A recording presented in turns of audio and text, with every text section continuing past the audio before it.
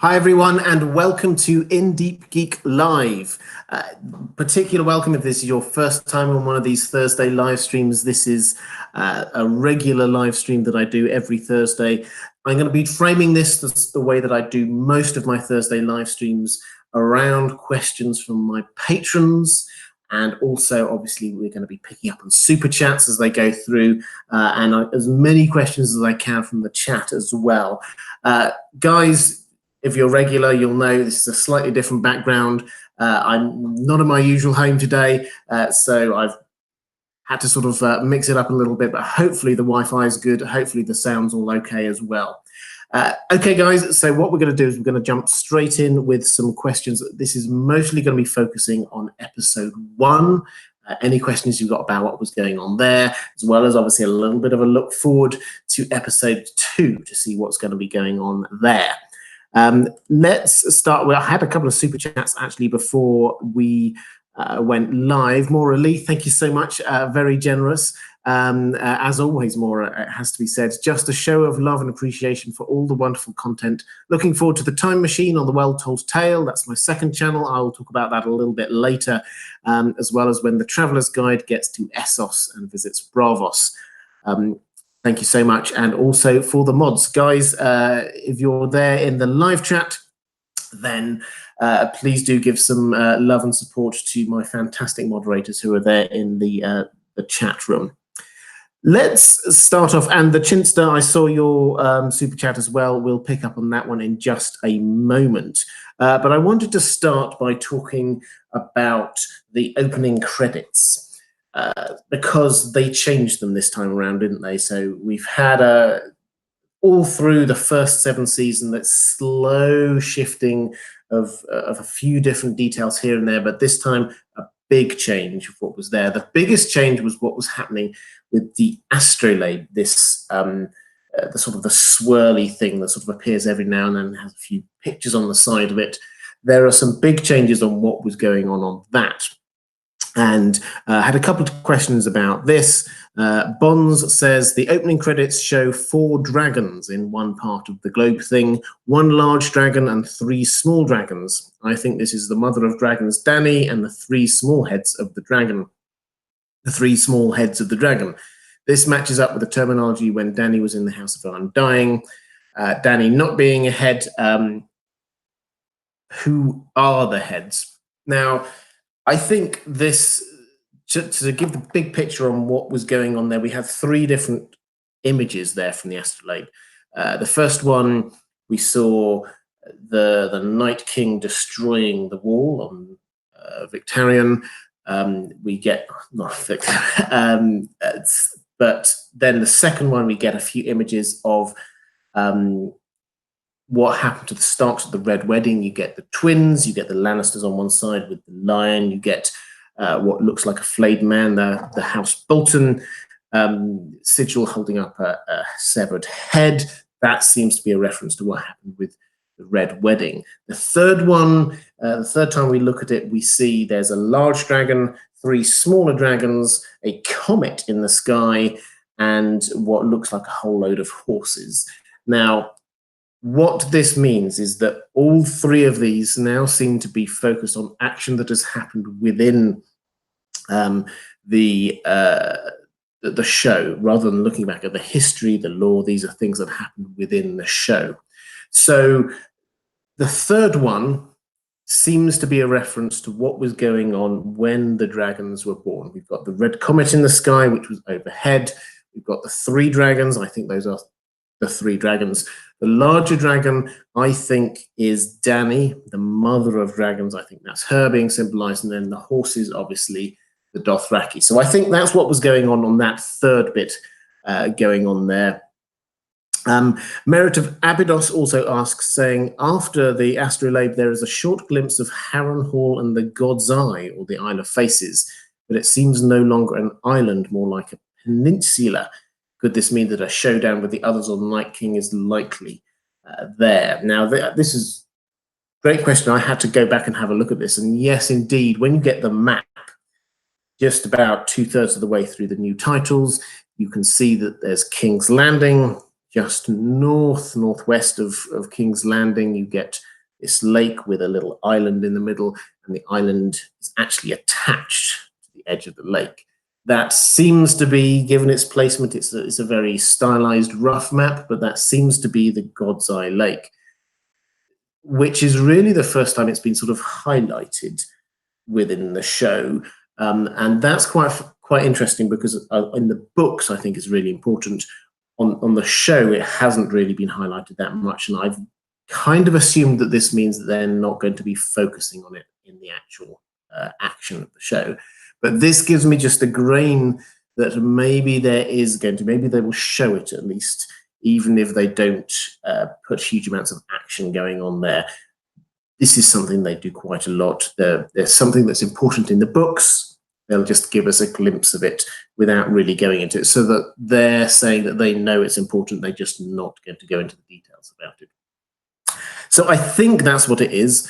Yeah, I think that is the God's Eye. I think it was the Isle of Faces. I don't think that the fact that it was joined up to the edge of the lakeside, I don't think that means that it's not actually going to be an island that they're going to freeze over a path. It might do, but that bit wasn't blue, which seemed to be the color that they were using for stuff frozen over. I think that was just a stylized thing. Okay, so that's the openings, the new title sequence.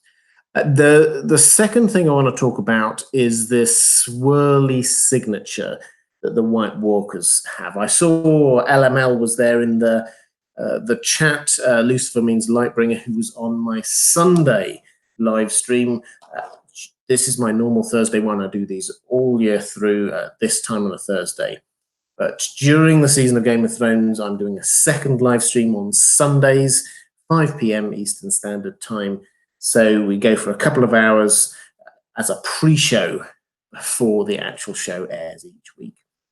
My guest on last week was LML, and we got to talking a little bit about what the sort of the endings might be, how to defeat the White Walkers. I picked up on that a little bit in my breakdown video for episode 1. I thought there was a big hint going on with what was the swirly symbol. If you haven't seen that, I'm sure you can go and have a look at that video. But I wondered whether or not that having got that swirly symbol, which appears to be a representation of the place where the White Walkers were created, where the Night King was created.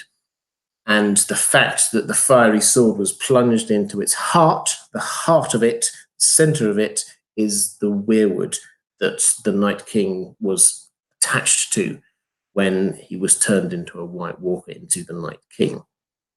That seems to symbolize to me, I'm not alone in this, others have had this thought many other times, that perhaps what's going to happen is that in order to destroy the White Walkers, you need to undo the magic in some way.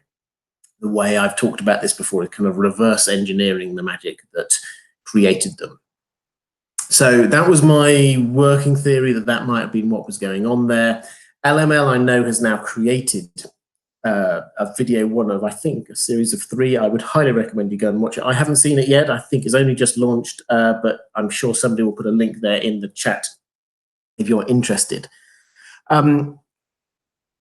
But in terms of sort of the questions I've got here, Jane over on Patreon, hi Jane, says, can you talk about the White Walker's swirly signature? From Newgrange to Van Hoch, there have been swirls across the universe. This is very true.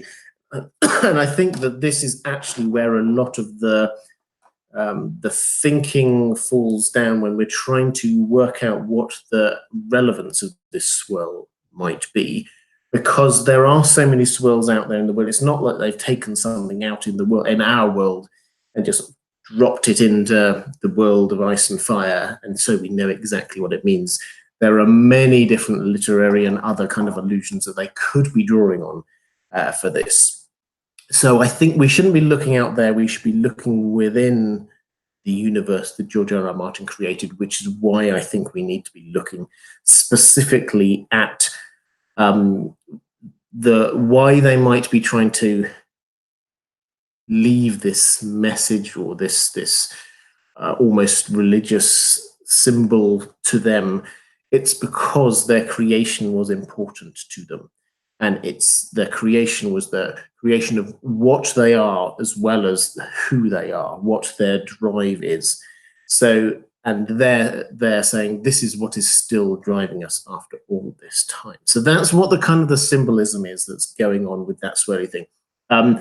Because I've been away this week for the last couple of days, I haven't had a chance to make a video on it myself, but please do check out others' videos on it. I think Smokescreen's done one as well. Haven't watched that. Haven't watched anyone's video this week, to be honest. But I know that he's had similar thoughts in the past as well. Just touching on, as we're on the swirly thing, just touching on what some people have noticed, that there's a sort of a similarity with the Targaryen sigil. You think of the three-headed dragon and the sort of the tails all kind of swirling around. And I think my take on that is, yes, there is a similarity. I don't think that they are trying to recreate the Targaryen sigil. If I had to guess at this point, it would simply be that the Targaryen sigil is actually not ancient. It's quite new. It came when the Targaryens invaded Westeros. They discovered that all of the houses of Westeros had sigils and they didn't have one. So they made one up. And it makes sense to me that perhaps Aegon, this is my favorite theory at the moment, is that Aegon, living on Dragonstone, probably saw those cave paintings that we saw the swirly symbols and thought, that's given me some inspiration for perhaps how I could arrange the dragons that I wish to arrange in some kind of a sigil kind of style. And that is where that came from. So the inspiration came from the cave paintings to the Targaryen sigil, rather than the Targaryens somehow inspired this sigil in the White Walkers, if that makes sense. So I think the causality is the other way around. Chinster, with your super chat from earlier, thank you so much, saying, if the White Walker's swirl symbol does represent the Targaryen sigil, which, as I say, I've just covered, what do you think the other one, the circle with a line through, might represent? Now so there are two signs that the White Walkers seem to have used. The one that we're talking about, the swirly one that you know that we saw at the end of episode 1, that has come up lots of times. We saw that in that they made it in the snow out of, I think it was horses, ages ago in seasons about 2 or 3. We saw it on the cave paintings. We saw it there on the wall. It was also in the pre-season publicity material for season 7, I think. Easy to forget, but it was there. They've name-checked this a lot of times. The one with the kind of the circle and a line through it has only been appearing a couple of times. In the very first episode, the pilot, there was this, they made the symbol out of dead bodies of that, and then it was referenced again. There was, I think it appeared once on the wall in Dragonstone, in the caves. So my take, I've got 2 takes on this. First one is that this is it looks like the letter phi, which is a representation of the golden ratio. I'm not a mathematician, so please go to people who understand this in more detail than I do. But it is basically, it was the symbol used to represent the ratio which is used most perfectly and often in maths and geometry and architecture. Things like the Great Pyramids at Giza are based upon that, and a lot of ancient architecture are based upon that in terms of the dimensions of the building. So I think that is what it is, and I think therefore it is symbolizing some kind of eternal truth, something that is bound up in the nature of reality. But my more pragmatic view is that that was introduced in the very first episode in the pilot, which was before they decided on how they were going to end the whole thing. They talk about working out exactly how they're going to end it about 5 years ago, which means a long time after that. And I think, as far as I pragmatically am concerned, it's probably that they started off thinking, well, they're just making symbols in the books. They're just symbols. They don't describe them in huge amounts of detail. Then it was only partway through making Game of Thrones that they decided to make the symbols themselves be really important in the end game. So that's my take on what those symbols might mean. We've had a couple of super chats I will get to very quickly. Thank you very much. By the way, guys, I can see there's so many great questions coming through. I'm going to just try and keep up with them all. Donald Peoples saying, we were promised Ghost. One would assume he'd been waiting for Jon's arrival after being at Dragonstone for so long. Hashtag free Ghost. Yes, we were promised Ghost. I think I've got a couple of questions, or at least a question over on Patreon about this as well. Certainly, this has been one of the things that people have been saying a lot on Twitter that I completely agree with. It would make perfect sense for a Ghost to be there in episode 1. This is just due to budget concerns rather than anything to do with character or plot or anything like that. The absence of Ghost is just that it costs them money to animate him, and therefore they thought, well, we can cut Ghost out of this episode. I think we will see Ghost appear again, certainly in episode 3, possibly in episode 2. So Ghost is going to make a reappearance, I think. I agree with everyone who says that Ghost should have been there to greet him. I'm sure that Jon would have wanted Ghost to be there. He would have been asking where Ghost is. And Ghost would have sensed him arriving, but it's just a budgetary thing, I'm afraid. The Ragging Cajun says, the last half is closer to the wall than it is to Winterfell. It didn't make sense to send Ned Umber back there when the Night King is already south of the wall. Yeah, so this is a questionable decision on behalf of the Winterfell management team. Sansa took the ultimate decision to send Ned back. I agree it wasn't a very good strategic decision. I can only, in trying to be charitable, I can only assume that they must have been thinking that the Night King's army, the army of the dead, was going to be moving at the same sort of speed that it had been before when it was north of the wall.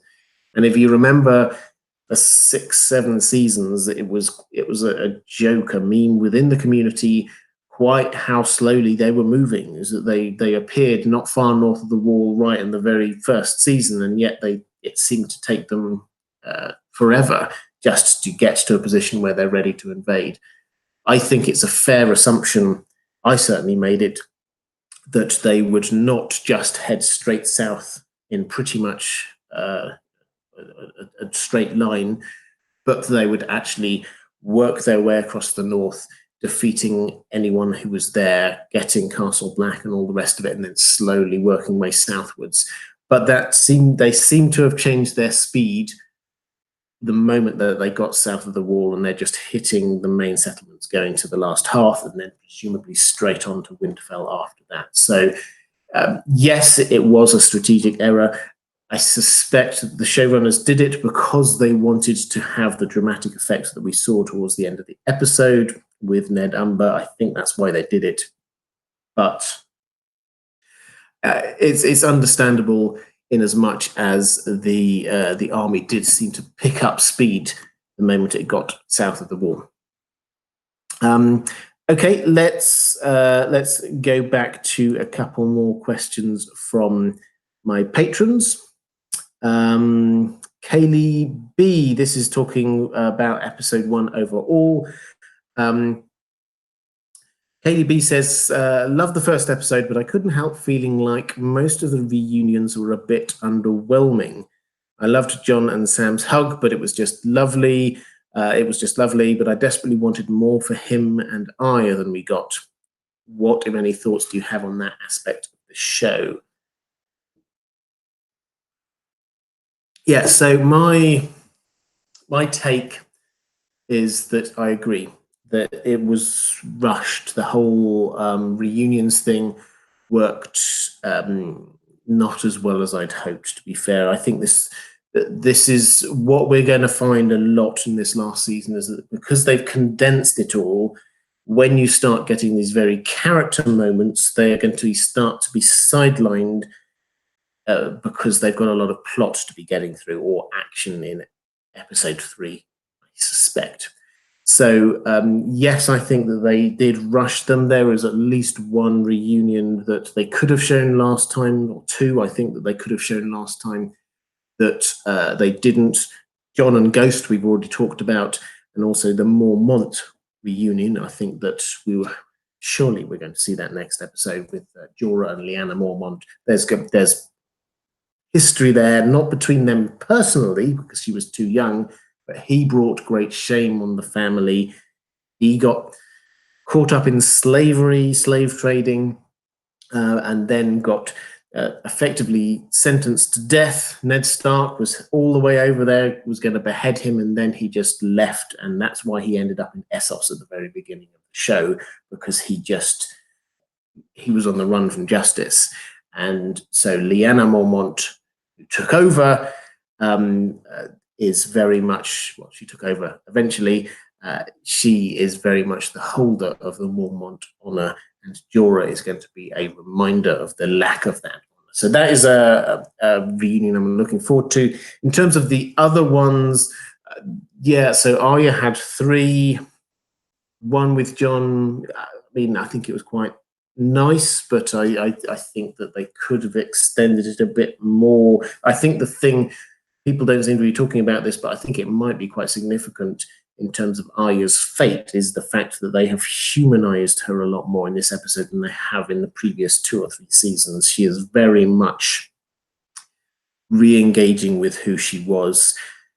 That there was the flirting going on there with Gendry. There was the clear emotion with the reunion with Jon. She is very much becoming who Arya was going to become before she had the whole Faceless Men incident. So she's not just this emotionless person that she seems to be becoming. That, I think, is quite important. But in terms of her reunions, I was most disappointed with the one with the Hound, because for a couple of seasons they were really close, and it was a really important moment for both of them. She left him to die. She took him off of her kill list. She went off to Bravos after that immediately, and we all know exactly what happened when that happened. After that, he then disappeared for a season before returning again, a largely changed person. If you remember there, he was off on the Quiet Isle with the elder brother. Ian McShane was doing his thing there, and he seemed to, yes, he was still the Hound, but he seemed to have a new lease of life after that. So I was wanting more from their reunion, I have to say. But Jon and Sam, I really liked that one. I'm hoping that there might be a bit more time for that kind of thing coming up, particularly things like Tyrion and Sansa. They seem to just want to make the point that the power dynamic had changed between them, which is fine, but I also wanted some sort of recognition from her, which she seems to be coming to in the books, that when she was in King's Landing, it was a horrific time for her, and there were a very small number of people who were actually protecting her. And one of those people was Tyrion, and I think that I would have liked a little bit more of a hint of that than just the sort of the brush off and slightly snarky comment that we got from Sansa in that. So I was hoping more from that one as well, it has to be said. Ricardo Guida, thank you so much for the super chat. If after she finds out about her pregnancy, Dany no longer wants to break the wheel, end bloodline succession to the throne, will this cause her small council to betray her? Tyrion. I think this is a great question. I think quite a few people misinterpret what Dany was meaning when she was talking about breaking the wheel. She was saying this is a show-only thing, not in the book, but she was saying that she was wanting to end this cycle of all these different houses vying for power and sometimes taking power and then another one and then another one. She was wanting the Targaryens to be back in control. And so that was how they would break this cycle, by the Targaryens being in control. If she does become pregnant, we still don't have any proof that she will, but if she does, then I don't think that means any change in what she was about. Tyrion was throwing a few ideas around last season about, oh, well, if you don't have any children, then perhaps we could do what they do at the Night's Watch, or perhaps we could do what they did in the Iron Islands, or anything like that. That was him casting around for ideas about if she doesn't have children. If she does have a child, then I think that her plan A is still in action. I think that's where she's going with it. But the small council betraying her, Tyrion, Varys, and not necessarily in her small council, but people like Sam, I think that is a very real possibility, because the way this is being played up is that Jon is being shown to be the true king, as it were, but then some people will be then immediately wanting to support him. Sam is immediately there, but put in that place. His language seems to be comparing how great Jon is as a leader in his view compared to, in his view, how terrible Dany is. I think that will be replicated across the piece with other people. So yes, there's a very good chance that there will be some sort of betrayal or a split in support, but that's not for the next episode, not 2 episodes. To start with, this is just we've got the army of the dead turning up, and everybody needs to be dealing with that. So that's what's going on there. And I had another super chat. Let me see if I can quickly find it. By W. Reynolds, 1995. If the magic in the wall has nothing to do with the physical wall of ice, then what has changed to let the White Walkers cross the magical barrier? Great question. So we are told that the wall it was a magical barrier. In the base of the wall were carved magical runes, effectively. And each generation of the Night's Watch physically added to the wall to make it higher and higher. It didn't start off being this massively high thing. It started off, as far as we can tell, at sort of normal wall height, maybe a bit higher than that, but they added to it and added to it and added to it over thousands of years. So the real barrier is not the physical wall, it is the magical barrier that's going across there. The question is, what has changed? Now, the show has not been clear on this, but there are 2 possibilities in my mind. Possibility number 1 is that simply what was needed was a magical creature to be burning it down, an ice dragon. That negates it, carves a path through, it breaches the magic in some way. You just need a magic blast to get through. That's option number 1. Personally, I don't hugely like it, but it seems possible. The other option is this idea that we hear of another magical barrier, which was around Bloodraven's cave. And what happened, and what seems to have been the case, is that the army of the dead couldn't get in. We saw it in action. It was a long time ago, but when Bran first arrived there seemed to have been, there were wights, there were skeletons actually, really, who looked like they'd been there for a hugely long time, just sort of camped there underneath the snow. They emerge when somebody comes up.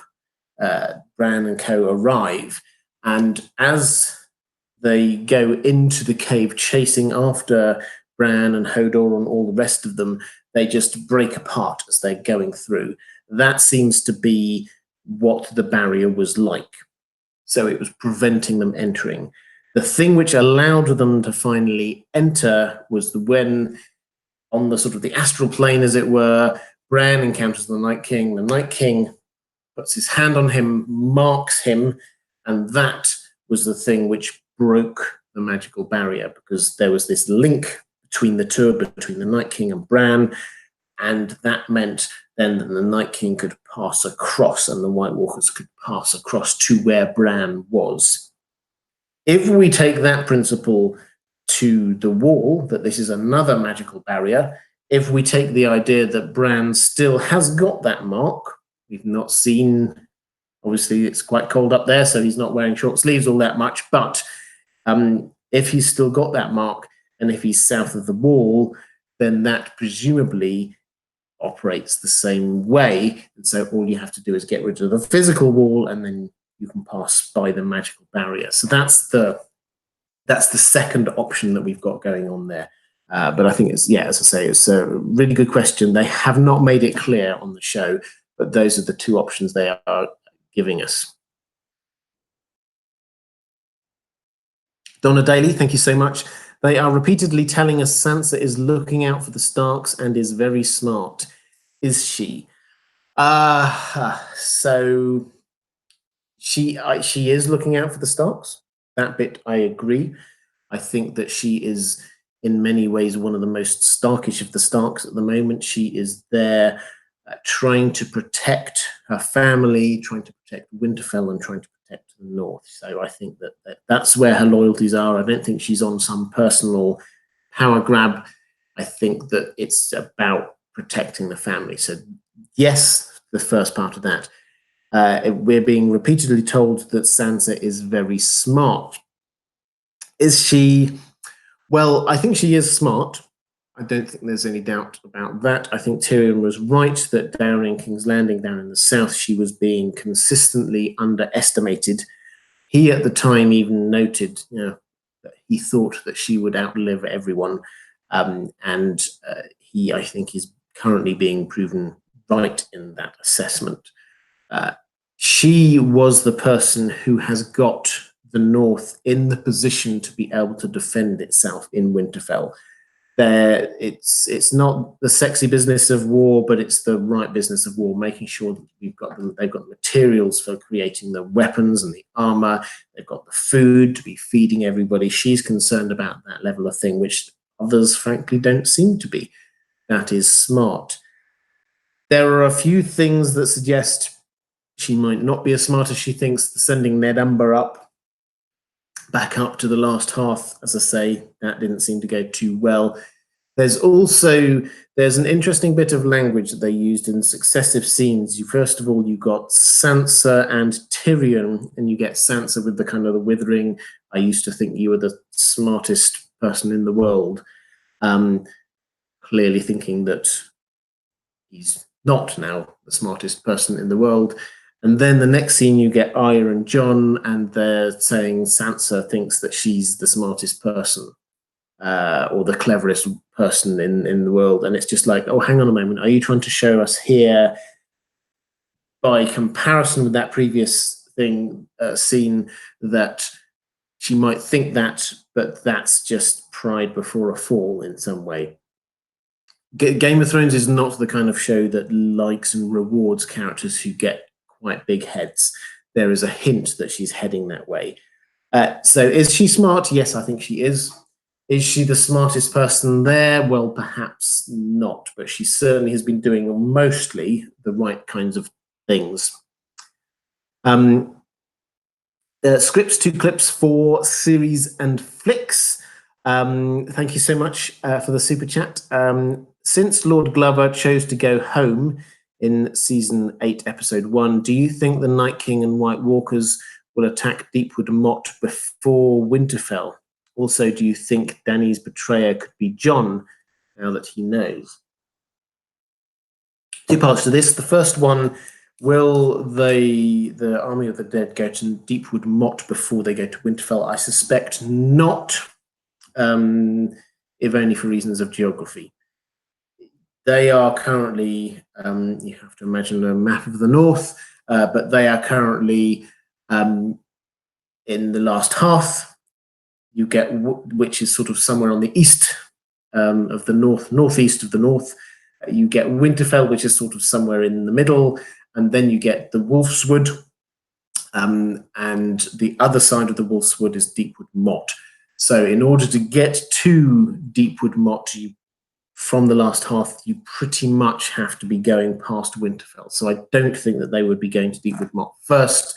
I think they go to Winterfell next. I think that episode 2 is going to be when they're going to be moving fast towards Winterfell. I suspect that Tormund, Beric, and Ed will overtake them en route, but they're heading to Winterfell, and they will probably appear as pretty much the last thing we see in episode 2, or quite near the end of episode 2 is when they will arrive. Do you think that Dany's betrayer could be Jon now that he knows? The idea that she has a betrayer comes from the book's version of the House of the Undying visions, where basically we're told she's going to be betrayed 3 times. Now, the implication is she has already twice there, but she's got 1 more to go. Now, I don't know on the show whether they'll go there. I already alluded a moment ago to the idea that there will be some people who may wish to be siding with Jon rather than her. There's going to be a movement to perhaps try and bring them together. We saw Davos with his brainwave that maybe they should just marry, and that would be great. And I think Dany will definitely be up for that. Jon is not going to go on a power grab in order and try and kill her off in order to get the throne. That's just not in his character. So I do not think personally he will do that. The only way he might do something to harm her, I would say, is if he thinks this is going to end the threat from the White Walkers. If he's absolutely 100% convinced that this is the only way to do it, I think that yes, he would sacrifice her. In the same way, they played it up a little bit in this episode, the link to Ygritte, his wildling lover. He effectively sacrificed her for what he thought was the more important thing. I think that if he's willing to do that there, then he might be willing to do it again. So I think that's possible on a personal level, but in terms of sort of a big treason, then I think it's much more likely to be other people championing his cause than him himself trying to push his own claim forward. Let's have a quick look. Pete saying Viserion can now lay ice dragon eggs for the Night King. I doubt it in the show, but George R. R. Martin in the books. Your thoughts? So we don't know. So Viserion, we simply do not know what Viserion is now capable of as an ice dragon, for want of a better term. I know some people don't like that. They prefer dragon white or something along those lines.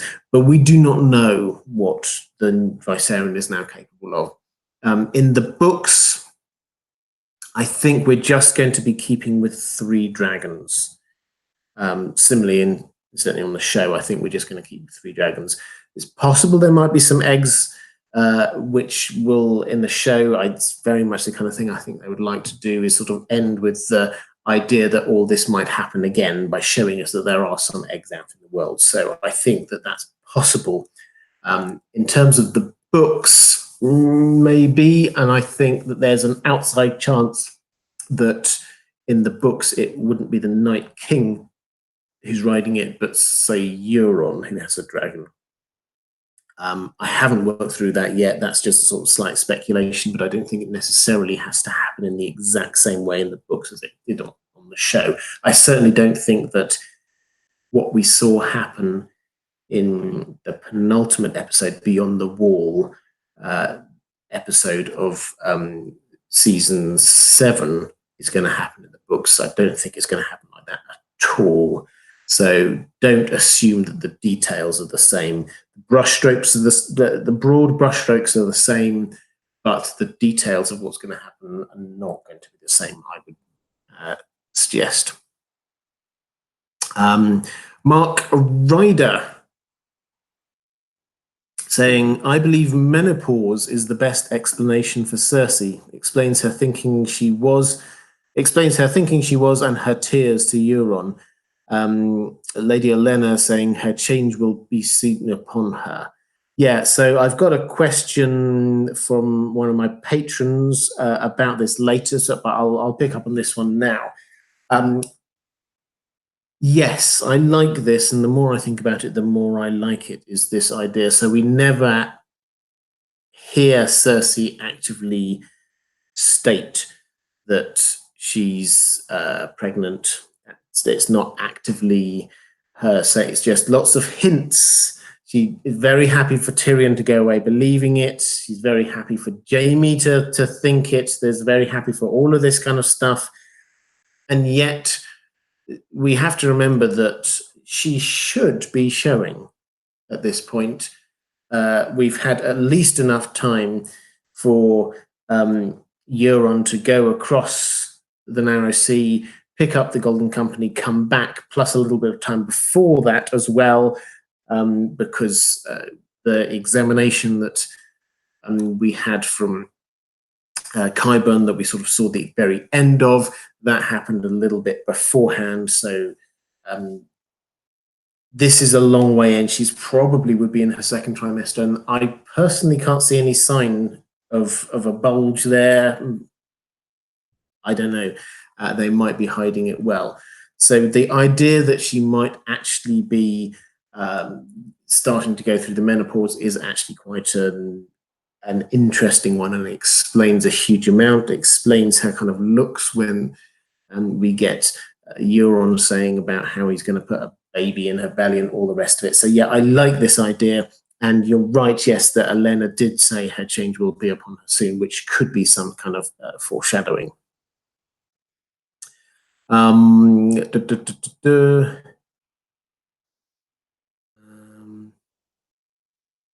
Linda Prasuta, thank you, very generous, Linda. Thank you so much. Saying, just joined to the live stream, so not sure if this question has been asked. I saw a Bridge 4 video that the color of the Dragonglass Gendry was melting had a blue color, not black.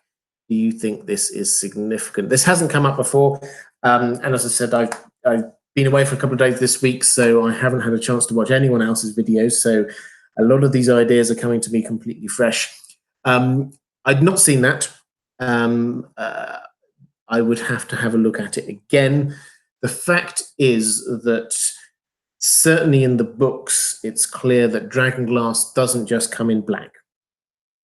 Particularly the stuff down that we see in the mines in Dragonstone, it's clear that it comes in a number of different colors. There is black, but there's also, I think it talks about blue and green and purple or red. So it comes in a number of different colors.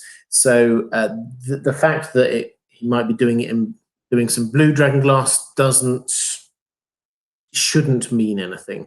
I don't think it has any particular significance other than thematically. I certainly didn't spot it when I was watching the episode through, I have to say. So I don't think it was a bright blue. It might just have been the lighting, but that's just speculation. But the key point I would say here is that Dragonglass isn't just black. We've only really seen black Dragonglass on the show, but that doesn't mean that there aren't other types out there. Let me just, I saw some people in the chat suggesting that I might have missed a super chat. Time for a kiss. Thank you so much. Saying, hi, handsome. Thank you so much. Saying, have you visited any real Game of Thrones locations? No, this is on my list for later this year. Going to, or possibly next year, going to Northern Ireland. I'm very keen to be doing a full tour as much as I possibly can while I'm there. And I'm also, it's on my list ideally later this year, but these things obviously cost money. Dubrovnik is something that is a place that I've been wanting to go to for a long time. So no, I haven't, but I will do soon, I hope, and I will definitely be sort of taking pictures and reporting back from all of those places. So thank you for that. let's go back to Adam Price, thank you, saying, wouldn't the maesters send ravens out to tell all houses to send armies north after the conversation Sam had the previous season? The maesters didn't believe him. However, the wall is down, or did Dan and Dave pass on that? I think they've largely passed on it. It's not their role to be sending ravens out to tell people that things like the wall has fallen. That's not what they're about.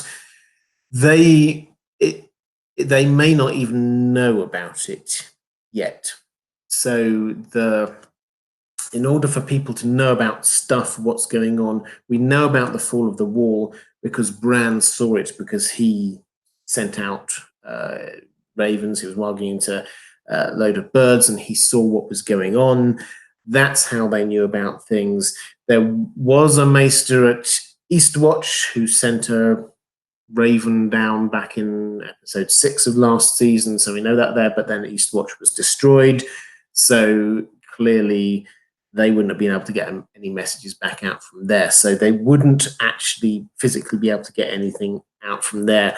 I think that they've sort of just glossed over it and said that, no, who are they going to say, tell it to?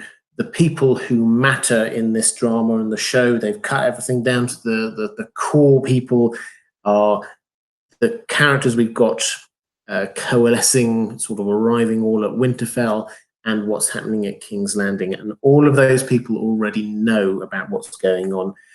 The information has got down to Cersei. We saw that Qyburn had it. So I suppose we could charitably say that maybe they did find out, maybe they did send some ravens out and it went to Qyburn and that's how Qyburn found out. Or perhaps it's just his network of spies. But I think they've glossed over it, and I think that that's what we have to assume. Dornish Dan saying, recently found IDG impressive. Thank you. First time on the stream, so welcome to you. I know there are a lot of people who are discovering the channel because of the interest in the show at the moment, and a warm welcome to you. I do these live streams every Thursday at this time. During the season, I do live streams on Sundays as well as all my other normal videos. Question goes on. So Bran walks into ravens to spy, as I was already talking about. Does the Night King spy? As a first question, yeah, I think so. I think he spies both on the sort of the astral plane, seeing what's going on in the way that Bran sometimes does, and also it makes sense to me if they, or if the Night King, we haven't really seen it so much, but has the equivalent of white ravens, W-I-G-H-T rather than W-H-I-T-E. I think that there clearly is a mirror between Bran's powers and the Night King's powers. And so I think, although we don't see it, I think that he probably does sort of scout ahead like that. Although he has now got a dragon, we have to remember, fly quite high, can see over quite large distances. So I think, pardon me, I think that there's a degree of scouting he can do by himself. And the second question, will the Red Lady show up in the nick of time with a red army? I will answer, if you don't mind, I will answer that. I know I've got a question coming up on that. I'll answer that one as part of that question slightly later in the live stream. So I hope that's okay. Captain Anopheles says, does Cersei have a Queen's Guard full of science whites? They had the same uniform as the Mountain. Qyburn seemed very present. Yeah, so science whites, for those who don't know, this is the term I use for the undead that Qyburn creates, like the Mountain. I think there was clear foreshadowing in the Dragon Pit in the last season when Qyburn picks up the arm of one of the white, or the white that was brought down south, and looks at it quizzically. I think that's clear foreshadowing that he's going to try and create more whites. I call them science whites because he's like a mad scientist, and he's trying to work out how to create these rather than use some magic to try and create these. So I think he will be creating a small army of them somehow. I think that that's definitely a thing which will be happening. Might the Kingsguard or the Queensguard, sorry, already be full of them? It's possible. We used to see a few different members of the Kingsguard and Queensguard over the years, but now really it's just focused in on the mountain. The others are just sort of like background. It's possible, as they have the same armor that they are, but the point about the armor is it just come down over all of the head, and you can only really see the eyes anyway, so we do not know. It would make sense to me if they were going to go down that route that they would do it in some characters that we might know what they are, rather than just some random figures wandering around. So yes, I think that's probably the most likely, on reflection, the most likely place for it to happen. Whether it's already happened, I don't know. He needs time to do his research. He has had a little bit of time, but perhaps not quite enough. And the other thing I would say there is that we have to, this has been his life's work. The mountain was always only ever going to be a prototype. He's going to get better at doing this. Dracarys Noir, thank you so much. Will Yara's plan work? Yes, I think is the answer to this. So her plan to retake the Iron Islands, I think it will work. I don't think we're going to see huge amounts of it or her. I think that certainly not until later in the season. We might see a little bit here or there, but she's going to, I think, retake the Iron Islands. Euron and all of his fleet are over around the King's Landing now. I think that she will be able to go off and do that. The idea that she had was, or what she said to Theon anyway, was that perhaps Daenerys might need to retreat to somewhere if Winterfell falls. I don't think that that's necessarily where they're going to go with this.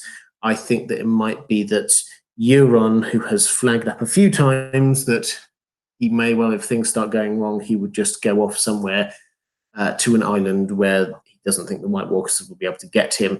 I think he would go back. This is where, at the moment, I'm thinking it looking most likely is that he would try and go back to the Iron Islands, only to find that Yara has now installed herself there, and then they have this kind of final battle there. Part of this is that in order for Euron to have a dramatic end to his story, there has to be some sort of final confrontation with the two Greyjoy siblings. And that makes sense to me if that happens back on the Iron Islands. So I think that that's where I see that one going. Let's pick up on a couple more questions from my patrons.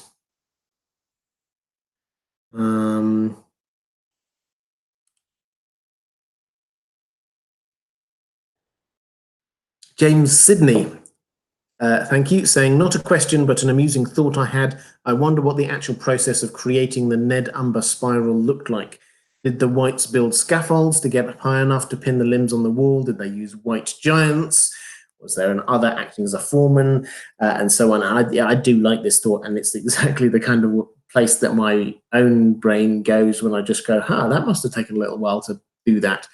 So there's 2 points here. The first one you mentioned in your comment, which is that might this have delayed them and actually given the Winterfell enough time to prepare? I think in a couple of episodes' time, we will be able to look back and say, actually, yes, that might have been important. Because it seems from the trailer for episode 2, it seems as if Tormund and co. arrive at Winterfell only just, and they seemed to know to rush to get there. If the Army of the Dead hadn't sort of lingered, then it's entirely possible that, and indeed if they hadn't left the spiral thing pattern, then it's entirely possible that Tormund and co. wouldn't have rushed to Winterfell, wouldn't have overtaken them, therefore wouldn't have been able to warn the people in Winterfell. So we actually might have got a surprise attack rather than what we're probably likely to have now, which is rushed defences, but they will have defences up. Gordana Ninchevich says, what do you think of that Bronn thing? Cersei sending him to kill her brothers when she could easily have had the Mountain kill them in season 7. Seems to me that Dan and Dave don't really know what to do with him. Yeah, I think there's an element of not really sure what to do with him, in that he's a lot bigger character in the books than on the show. So sorry, he's a lot bigger character on the show than in the books, and I think that this is partly due to the fact that Jerome Flynn plays him brilliantly, partly due to the fact that he's one of the few just normal people, so people from a humble background. Otherwise, this becomes just a matter of all of these highborn people fighting, and he adds a degree of groundedness to it.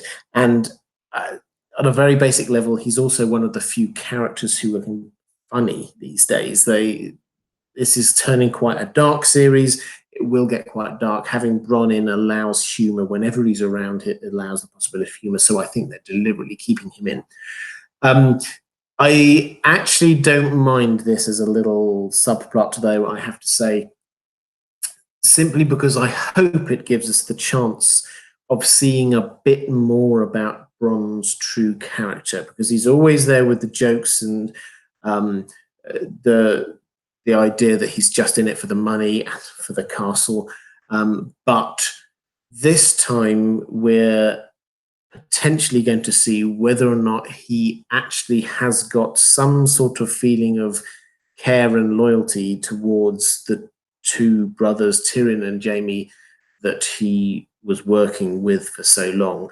It looked as if he really enjoyed spending time with them. It looks as if he doesn't enjoy spending time with Cersei. So might he actually try and go to them and not kill them and say, you promised double whatever anybody else was going to pay me. This is what they paid me. Are you going to double it? I could certainly see that. I hope we just see a glimmer that he's got something more going on, something more he wants than just the pursuit of gold and castles. But I don't know. If it's just an excuse to get Bronn in for the rest of the season, then I'm not leave him just. I was going to say throwing his money away. I suspect he doesn't view it that way, but not just down in King's Landing somewhere. Then I think I'm all for it.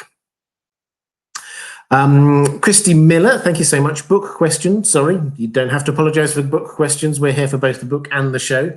In regards to what Littlefinger said to Sansa about Rhaegar and Lyanna in season 5, in the books, does it hint that Littlefinger knew what was going on? Keep up the good work. Thank you so much. So Littlefinger seems to know a lot. He seems to hint a lot that he knows a lot as well. I did a video quite a while ago now, which was called something like Robert's Rebellion was built on a lie. Whose lie? Now, that was me. I didn't start from the position of thinking that Littlefinger had anything to do with this, but I was trying to work out where this idea came from, that Rhaegar had abducted Lyanna. Who said that? Because somebody said that, and as far as we can tell, that wasn't what actually happened. And I came to the conclusion, based purely on book evidence, that the person who was in the right position, who had the right motives, and it fits in with their character, was Littlefinger. So I think that although it's never stated that he knows, there are hints in the books that add up to the idea that yes, he does know, if that makes sense. It's he's like Varys, he's one of those characters. We don't get a point of view chapter from his perspective, so we don't know exactly what's going on in his mind, but we can certainly see a few hints that he knows more than quite a lot of other people. And frankly, I think that a lot of people there knew, or at least guessed, that that was the case, but they had to live with what was a convenient lie about the abduction because Robert Baratheon was king, and so they couldn't just go around spouting what they thought was the truth, because that would be heretical and could potentially cost you your head. So it does hint that, I think, but he never makes it clear because actually that would damage him. Linda Prasuta, thank you for another very generous super chat. Do you think Bran is seeing anything in the fire, as he's always looking into it when he's not everywhere he needs to be to talk to everyone in Winterfell? Yeah, Bran is central in episode 1. If you rewatch it, he seems to be the person pulling the strings in episode 1. He seems to be the person who is right from when they first arrive. He's the person who sort of breaks the news about Viserion to Dany and says, right, we've not got time for this chit chat, let's get on with this. He's the person who gets Sam to go and tell Jon about his parentage. He's the person there lying in wait for Jaime. He's the person pulling the strings about what's going on. Now, so yes, first of all, yes, he is there talking to lots of different people. Is he seeing anything in the flames? No, I think is the answer. That seems to be very much a R'hllor kind of magic rather than the magic that he is using.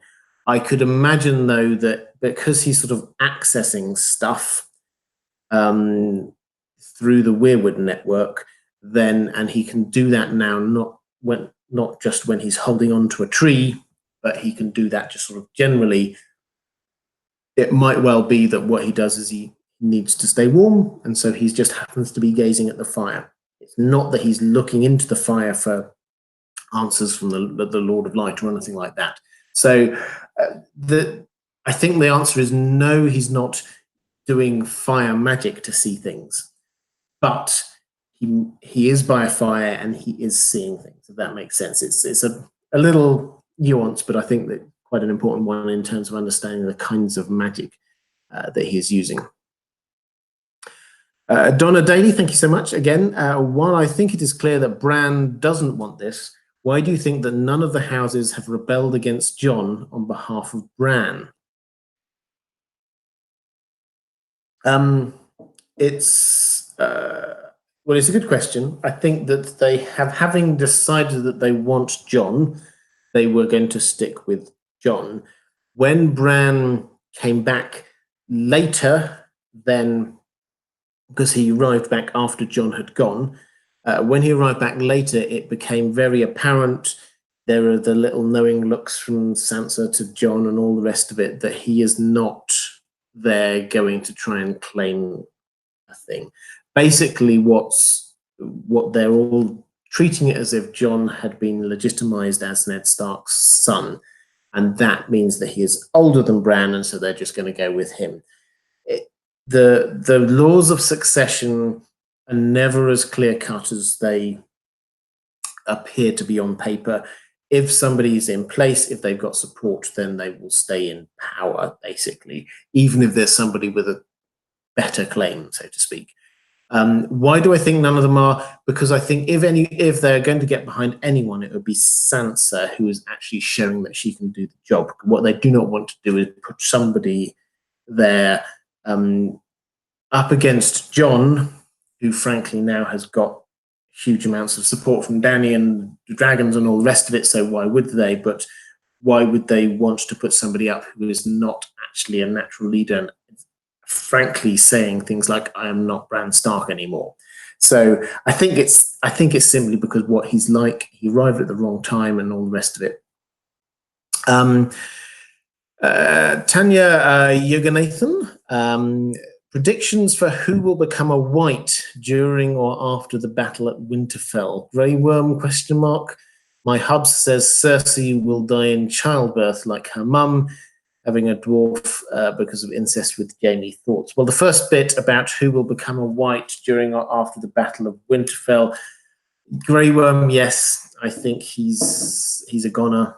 He, as much as anything else, because they seem to be, from what we can see from the trailers, they seem to be trying to meet them in the field. They seem to have Grey Worm out there meeting them, the army of the dead in the field, which means that he's much more likely than the people hiding behind walls to be killed and turned into a white. I think that's entirely that you can almost imagine it now, that you have this first battle between them that look like they're making some victories, but then the Night King just does that thing again and raises all of the fallen, Unsullied, and Dothraki, and then suddenly it becomes very apparent that this fighting them like that is not going to work.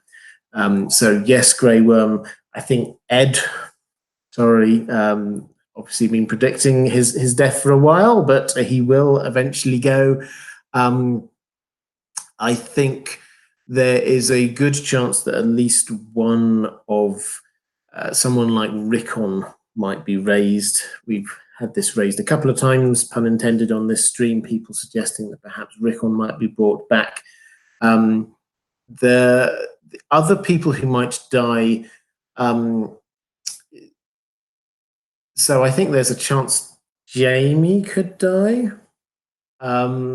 If Jaime dies, you have to accept that there's a possibility that Jaime could come back as a white. I don't like that idea. I'm not saying it's going to happen, but it's a horrible possibility that it might happen. You get people like Tormund and Beric. You have to look, as much as anything else, you have to look who's going to be in the fighting and whose natural story arc has come to an end.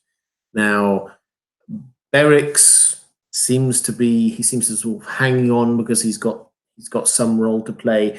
Tormund is largely there at the moment for comic effect, and also to be the representative of the wildlings. The wildlings are now not so important as a concept, so his actual need to be there as a person is slightly diminished, I would argue. So those would be my favorites out of those, if that's the right word. Cersei dying in childbirth, like her mum, having a dwarf because of incest with Jaime. I'm playing with the idea, if you saw earlier on the stream, that this might be the menopause that's going on with Cersei, not her being pregnant again. I think that the idea that she might go all the way through pregnancy and then die, yes, I could certainly see it as a possibility, but I think it's much more likely that she has a dramatic end in the Red Keep when she is trying to go out literally with a bang, trying to destroy King's Landing in some way, and somebody stops her. In the books, I'm pretty sure, or my favorite is Jaime, but there are other possibilities, such as Arya, because Arya still has her on her kill list, and that's not a safe place to be. Donald Peoples, 1,000 in the chat. Oh, they're excellent. I didn't see that happen, but thank you so much. 1,000 in the chat. How about that dance, Robert? Yeah, it's not happening. I'll tell you, I will do a dance when I get 100,000 subscribers, and/or at Con of Thrones. So there you have it. That's if you ever want to see me dance, and I assure you, you do not. Those are the two times that it might well happen. Midnight Predator 18, thank you. So saying, just love your channel and want to support you. Good to see you back. Thank you. It's great to be here. Joseph Fireborn, who I think was Tuck Joe, good new name. Now that it looks like Bran is pulling the strings in Winterfell, could he be trying to use Jaime for more confirmation on R plus L equals J? Jaime is way more useful alive. Thanks, Robert. So yes, I don't think he thinks that he needs any more confirmation on R plus L equals J. I think that he has seen it. He knows that it's the case. I think that Sam also believes it because he's got the paperwork. I think that they are just going to take that as a given now.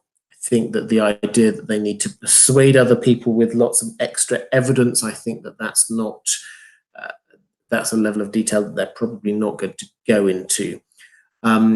in terms of using Jamie for confirmation on R plus L equals J, I'm not convinced that he is the person to be able to do that either, because the people who will know about R plus L equals J will be other people who were in Rhaegar's inner circle. We got told that when he left to go and pick up Lyanna, then it was with half a dozen of his most close friends and confidants. That was not including Jamie. Jamie was stuck at King's Landing at the time, and he stayed there all the way through the war. Jamie was not part of this inner council that Rhaegar had, so he would not have known that there was a baby born there. And frankly, I suspect he would have mentioned it somewhere along the lines, or thought about it in one of his chapters, POV chapters in the books, if he did know about it. But I agree that Jamie is way more useful alive than dead, if only in the fighting, and certainly in terms of letting people know what's going on with Cersei. Let's go back to some questions from my patrons. Although, as we're about an hour or so in, why don't I just say what I say every time, because I mean it every time. Patrons, I cannot do this without you. Thank you so much. It's your support that allows me to devote the time to doing this, that allows me to create the amount of videos that I do. So thank you. I really appreciate your support. For those who don't know, Patreon is a page. There's a link down in the description. I'm sure one of the moderators will put it in the chat as well. It's a sort of a subscription site where you can support artists, creators that you want to support. And that's not just YouTube creators, although there are quite a few YouTube creators there. So I'd highly recommend you go and have a look at that as a way to support people that you want to support. It tends to work. The way that I use it is both as a way that if you just want to help support the channel, you can do that. But also I provide additional things for my patrons. So, for example, there are quite a few audio narrations that I've done there for pre-release chapters of The Winds of Winter, things like that. They're all over there, and other benefits like a chance to influence which videos I make.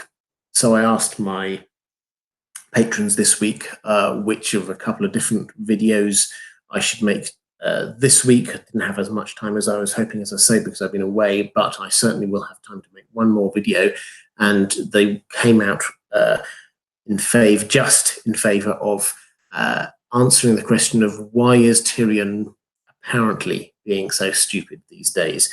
How did the character who started off as being the cleverest person in the room turn into this kind of strategic numpty that we're seeing at the moment, who seems to be getting everything wrong? Is this just bad writing, or is there something else going on? So I'm making a video on that because that's what my patrons were wanting me to do. Also, patrons get priority questions on live streams, on my Thursday live stream. So I ask my patrons to send me questions over on Patreon, and they form the basis for these live streams on Thursdays as a thank you to them. In terms of other stuff going on, I said I'd mention it as well. I do have a second channel. If you're interested in audio narrations, I basically do talking books over a period of weeks on my second channel, which is called The Well Told Tale. Again, there's a link down there in the description. That is me reading what I personally count to be the finest science fiction and fantasy stories ever written. So we're doing the classics. We're doing H.G. Wells. The next one I'm going to be doing is The Time Machine by H.G. Wells. We've done Call of Cthulhu. We've done Frankenstein. We've done so many fantastic stories. So, and I'm really looking forward to getting into The Time Machine over the course of the next few weeks as well. Other than that, just to highlight, Sunday, 5 p.m. Eastern Standard Time, that's 10 o'clock in the evening UK time, is my pre-show live stream, and it'll be fantastic to see people there as well.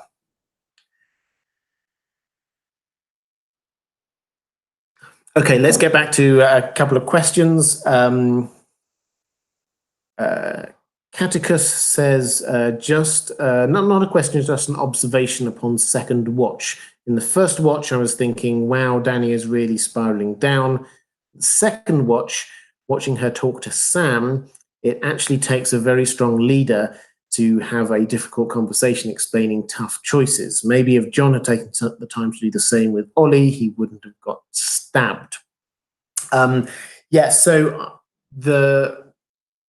there are a lot of Dany haters out there who would sort of see her being quite belligerent. I didn't see any of that in this episode, I have to say. I think that although her smile on meeting Sansa was a little bit smarmy, I think Sansa's greeting to her was equally so. The way she dealt with Sam was not bad. It could have been a lot worse. She could have. He clearly was upset about hearing the news of what happened, and she could have challenged him with, what, do you disagree with me, or something like that? But she just let him go. That could have been handled a lot worse by her. I think that the fact that she's willing to tell people the truth about stuff rather than sort of like try and conceal it from people, that speaks good things about her. So yes, I think I would agree that certainly in this episode, there are some episodes when she does some morally questionable stuff, but in this episode, she's not. She's come up. She's doing what she ought to be doing in terms of trying to defend the North. What will be interesting will be her attitude towards Jaime next time, saying in the trailer, "You killed my father." Is that really her position that she's going to get so strong about, or is she going to actually see pragmatically it's more important that he's alive? Cornelia Echtzeller saying, the way we've experienced the three-eyed raven or blood raven so far, he has always behaved quite normally. Why has Bran suddenly become such a weirdo and without any empathy? Well, I would argue that we've not really seen huge amounts of Bloodraven in this. We've seen him a few times on the astral plane, but whenever we actually saw him, he was remember, he was like hanging in the tree. And in the books, when you read his dialogue, he clearly is half there and half not. He's lost a lot of his own memories. He's losing who he is. And I think what's happening with Bran on the show is represented by what we saw happening with Bloodraven in the books. But on the show, they seem to be saying this happened to Bran bang like that. That everything, he was having some slow training and he was being Bran all the way through that time, through his slow training. But then suddenly he got everything effectively downloaded into him in one go. And that, if anything, is why he is now not really who he is. He is not really who he is because he is the summation of memories and experiences and understandings from all of the previous three-eyed ravens, effectively. And therefore, he's only partly still himself. And that's what's going on there. The Bloodraven we saw on the show and in the books was partway through that process of becoming that, but hadn't yet finished it. So yes, he was less normal and human than Bran was at the start, but more normal and human than Bran has been at the end, if that makes sense. Let's have a quick look. I think I've got a couple of super chats to quickly pick up on. So Tanya Yoganathan again, thank you so much. Not directly related to season 8, after reading the books and then watching the show, which scene do you think they did that was closest to how you imagined while reading? Who was casted the best? Oh, that's a tough question. So, I don't think I would pick a particular scene, but season 1, as a whole, they stuck really closely to it. I mean, if I had to pick one, the one I liked was the small council meeting where Ned stormed out, when there was this discussion about Robert was wanting to send assassins to kill Daenerys, and Ned was saying no, and he just storms out. That was a longer scene in the books, but the way they contracted it down, the way they acted it was, I thought, fantastic, and I really enjoyed it. It was a good example of the way that they used the dialogue from the books, but actually trimmed it down in a sensible way to create dramatic tension that works for TV. So that for me is how season 1 really worked well. Obviously, as they moved later on, they haven't had the books to go with, so that I think you can tell the difference in moving from a adaptation of books to more of a TV drama inspired by the books. I think that's a difference. It doesn't mean it's worse. It means that it's different, and we get other things that are good about it. I've talked about this a few times in the past, but yeah, in terms of adapting from the books, the early seasons worked really well, and I think particularly season 1 worked very well for me, and it was very low fantasy, very gritty. And who was casted the best? I think there are too many. I will go with Ned, just because I'm thinking about season 1. The Sean Bean just lives that character, and I think that it was noticeable that there were two actors that did not have to audition for their parts, and one was Peter Dinklage, and the other was Sean Bean. They were who they wanted for those roles, and I think it shows with Sean Bean. He gets it absolutely spot on. He doesn't get the kind of the credit that a lot of the other actors do, who do fantastic stuff, because it's Sean Bean, because we know what he's like. But out of all of them, he just nails it, to the extent that his presence is still there in season 8, and you can feel it and you can see it in the characters of his children. And that is quite an astonishing thing, to actually have that presence still there, lingering over something, 7-8 seasons after you've left. I think that, in terms of casting, I thought that worked really well.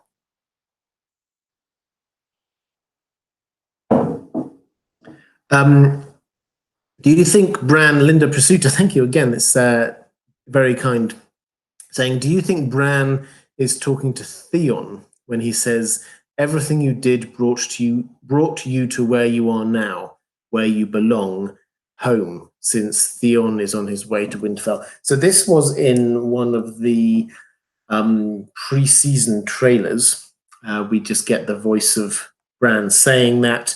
The thinking at the time, I may well have said this as well, was that it was probably Jon, because Jon was coming back. It could still work for Jon if Jon needs a bit of a pep talk to focus in not on who his parents might be, but the fact that the army of the dead is approaching. So you could certainly imagine Bran saying, everything you did brought you to where you are now, where you belong, your home. That certainly makes sense in terms of Jon. But I like this idea that it might work for Theon, because this is talking about everything you did brought you to where you are now, where you belong. And that, yes, that works for me. So I think what I'm saying is it could work for either character.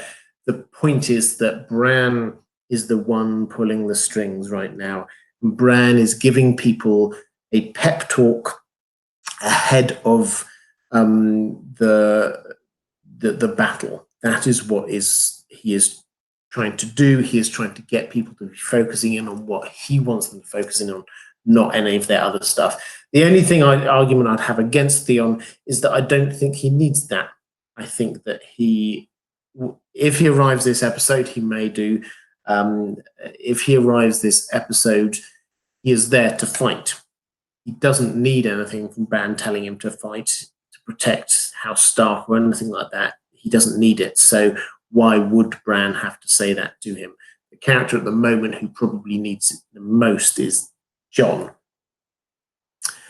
Let's go back to a couple of questions from my patrons.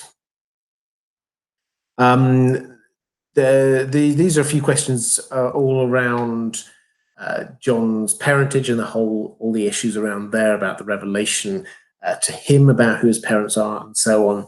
Samantha Rose asks, is Sansa Jon's heir to the Iron Throne if Dany is not pregnant?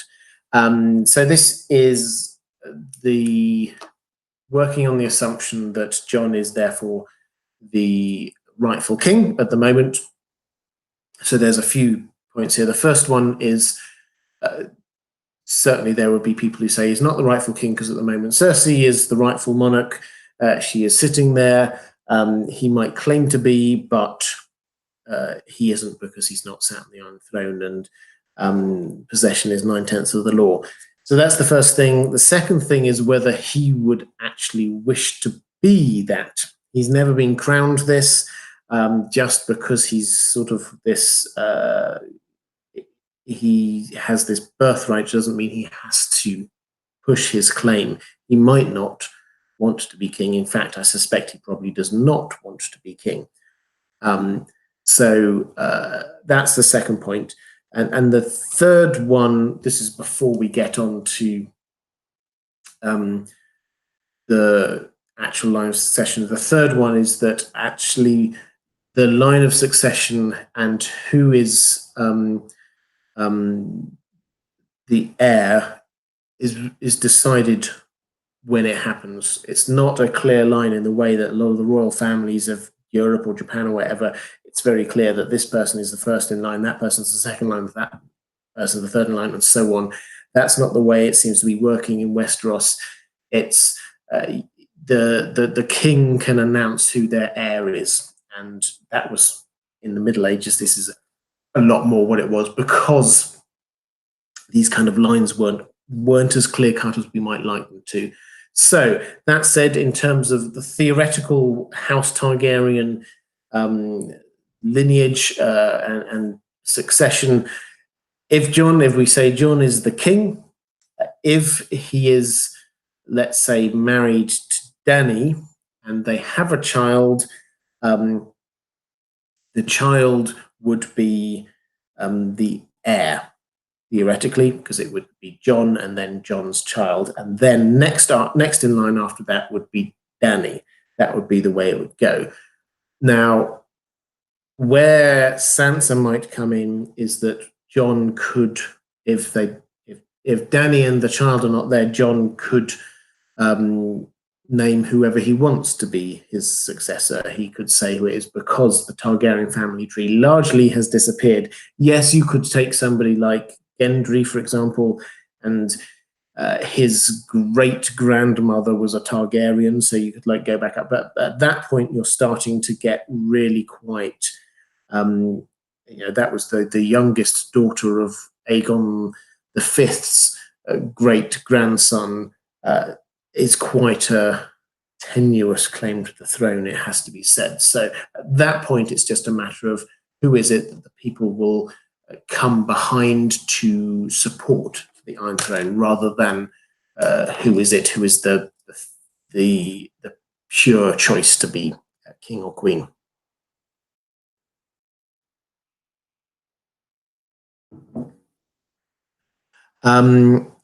A merit of Abydos saying, maybe I put on a little tinfoil hat, but as I chew over why it was so urgent that Jon had to know about his parents, maybe it is not to separate him from Daenerys.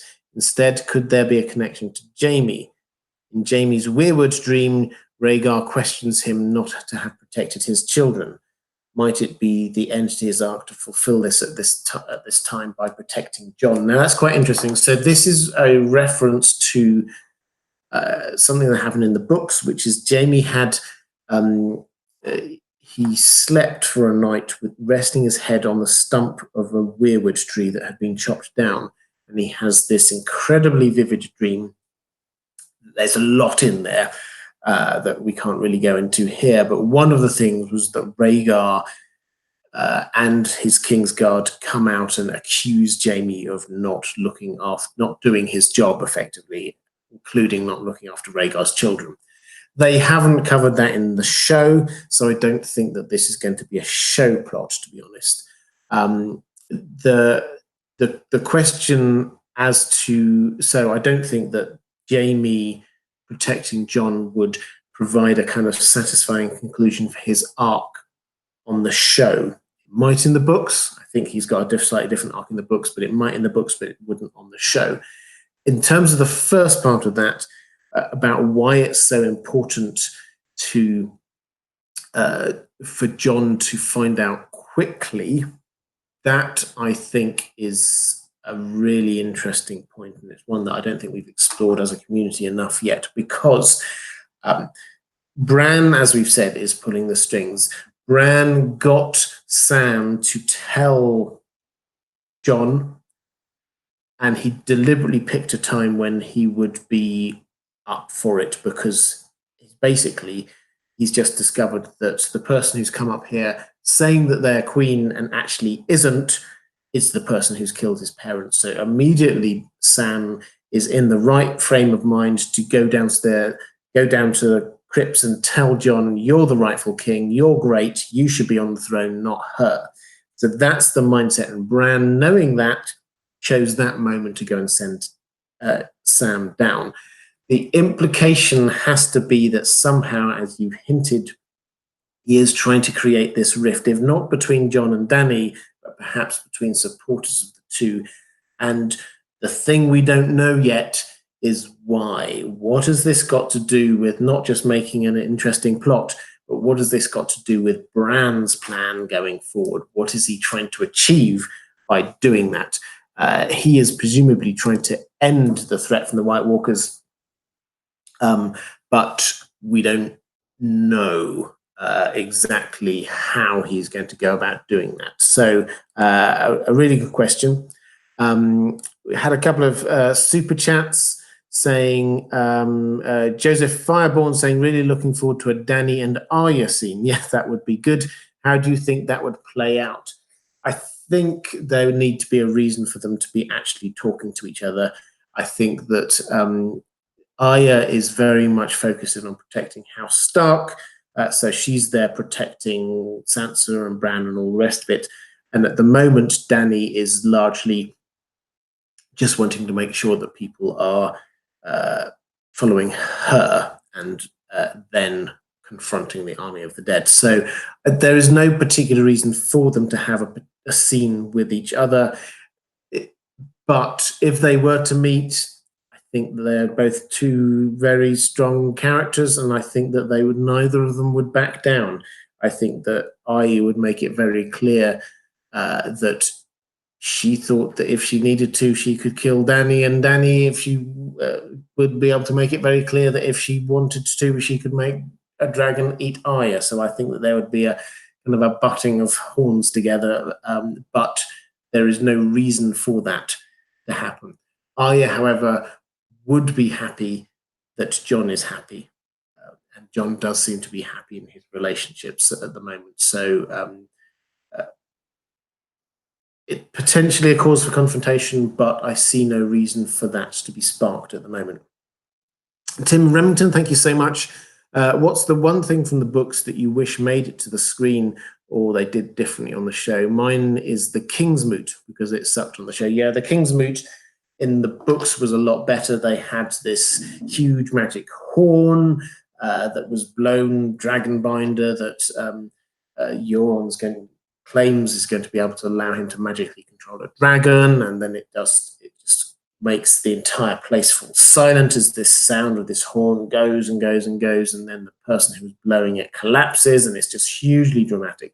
So yeah, I'd agree that was much better. And in the books, and also the setting, Naga's ribs, is much better than they showed it on the show. For me, I think it's the bit I miss is Aegon, because there is so much other stuff that comes from that. The entire Dornish subplot would have been there, that if we had Aegon, the Tyrion's journey across down to Meereen would be a lot more interesting if that were there. We'd get the Golden Company having their historic role because of where they're at. We have this character of John Connington, who's a fascinating character. So I think the moment that you start introducing Aegon, that adds in so many other things. So I would have loved them to include him as a character.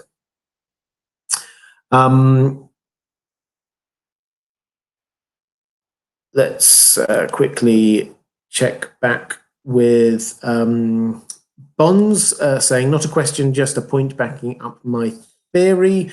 Bran says to Sam that he can't tell Jon about his parentage because he is not his brother.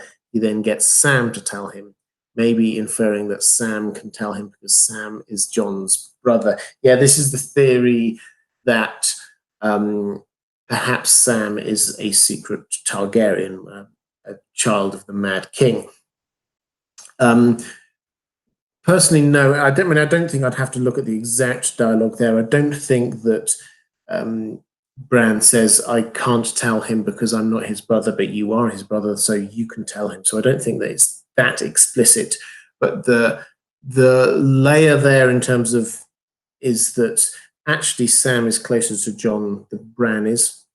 Bran does not consider himself Bran any longer, so he is not the brother anymore.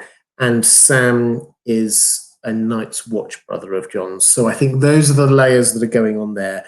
I don't think that this is a hint that there's some extra bit about Sam's identity that we haven't yet found out about.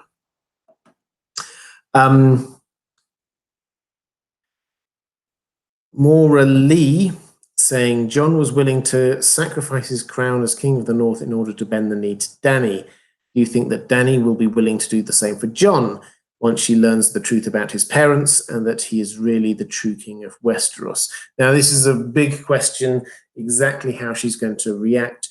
I suspect she'll go down the marriage route and say, we should marry, let's rule together. He will not want to be the king, I suspect. He will be saying, well, I don't want to do this. That we can, maybe they'll say, let's put it off until after the battle. All of that is entirely possible, but I do not think that it's going to be him saying you should back down. I think that she, rather than saying, okay, I'm backing down, is going to suggest that they marry and rule together. I think that seems to work a lot better for her. But this is going to be a point of contention for someone like Sam, who will be comparing how Jon reacts to situations to how Dany reacts to situations. So yeah, I think it's a good. The follow-up question there from Maura was, when do you think Jon will break the news regarding his true parents and being the rightful king? Will it be before or after the battle at Winterfell? Who will be the first person that he tells? Now, I don't think necessarily we're going to have Jon suddenly announcing to everyone, I am the rightful king, because I don't think that he necessarily wants the consequences from that. I don't think he wants to be the king.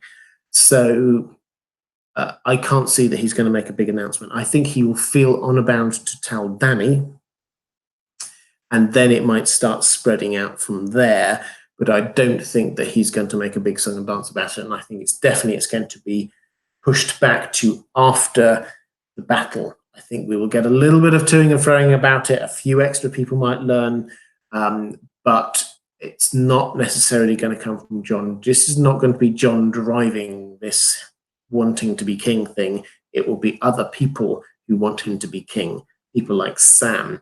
So it's more of a question, is Sam going to be telling other people than who is Jon going to be telling next? Scripts to clips for series and flicks, which I can never say in a very eloquent way, it has to be said. But long-term supporter of the channel, hi, it's good to see.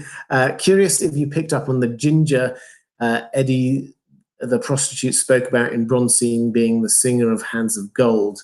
Now he's lidless Eddie, I guess. Yes, so this is a reference to when Bronn is there in the brothel in episode 1, and he is talking to all the women, and they're sharing stories about the dragons, and they're saying about somebody had their eyelids taken off. The showrunners confirmed that this was a reference to Ed Sheeran, the character with the cameo, the Lannister soldier with the cameo back in season 7. So yes, I didn't immediately pick up on that when I was watching it, but then I saw somewhere afterwards one of the showrunners confirmed that that was the case. So yeah, I did pick up on that, and I thought it was quite a nice little touch. Incidentally, because we've not talked about Ed Sheeran for a year or more, looking back at it, it was very jarring to have one of the biggest pop stars of the world on the show. But I actually don't think he did that bad. I think he did all right, and I think that years to come we'll look back on it and not think it was such a big deal as it was made at the time. Linda Pursuta, another super chat. Thank you so much. Do you think Dany says, "I am the queen" too much? I was thinking about what Tywin said to Joffrey. Any man who must say, "I am the king" is no true king. Yeah, this is... this plays into the idea that Tyrion might end up switching sides to Jon if he finds out. Yes, he seems to be attached to Dany. He seems to quite, I don't know whether he's got a crush on her or whatever. He says he believes in her when he first joined up. But he certainly, that line saying that he was saying to Joffrey about, I think it was actually, it was Tywin, wasn't it? He was saying, any man who must say, "I am the king" is no true king. That is very much a Tyrion attitude as well, is that you are the king. You don't need to tell people you are. Dany had to say it a lot when she was not the queen. When she was over in Essos, she had to be reminding people a huge amount. Even when she was at Dragonstone, and then you got that fantastic scene when you get Missandei giving all of her titles, and then you get Davos there introducing, "This is Jon Snow. He's the King of the North." She was not at the time in a position of power then. She was still sitting on an island off the coast of Westeros. So do I think she does push it? Yes, probably a little bit too much, but that's because she is not. How she operates when she is actively the queen, which she's never been. She might have claimed to be queen all this time, but she's never acted as queen of Westeros. She's never sat on the Iron Throne. She's never actively ruled in Westeros. That's the point at which I think we can judge her by that maxim. That's not when she is trying to tell people that she is the queen. So I think it's a matter of the context of when she's saying these things rather than anything else. Let's go back to a couple of questions from my patrons. So the chinster, this is something that I picked up on earlier, actually, from a question in the chat, talking about Cersei lying about being pregnant because perhaps she's been going through the menopause instead. So I think I covered this one already. There's a little bit there. There was a foreshadowing by Olenna Tyrell. There's the idea that perhaps she was using this to try and keep Jaime there. She's also using it perhaps to be making Tyrion believe that she has a reason to be sticking to her promise. And then obviously she's still drinking. So all of which, if she does care about a child inside her, doesn't suggest it. So yeah, I'm coming around to the view, I'm not there 100% yet, I'd need to think about it a little bit more, but I'm coming around to the view that perhaps she isn't pregnant and that perhaps this is the menopause. Thinking about episode 2, Morley asks, in the trailer for episode 2, Jaime is standing trial of sorts, having to defend himself in regards to his killing the Mad King. do you think we'll see, and possibly for pushing Bran out of the window, do you think we'll see any more flashback scenes from Bran regarding either? I think no. I think that on both of those situations, we got the truth of the matter established reasonably clearly. We know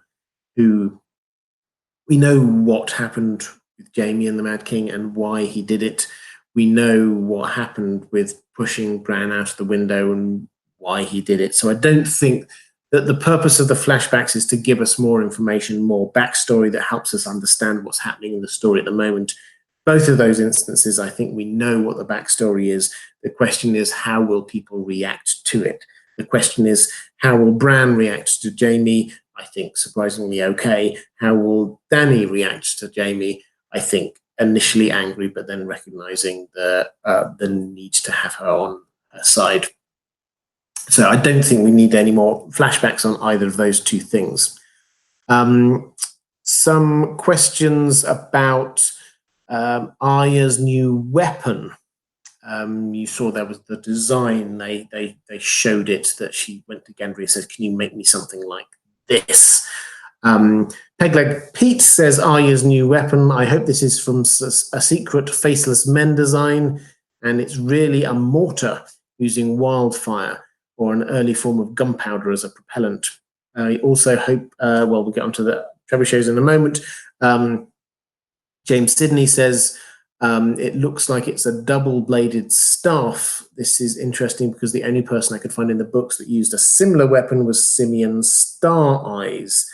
And perhaps Arya will be able to stand toe-to-toe against the other symbol of death, the Night King, long enough to buy time to figure out the proper way to kill him. So, yeah, I think, so the design she gave was not a complicated one.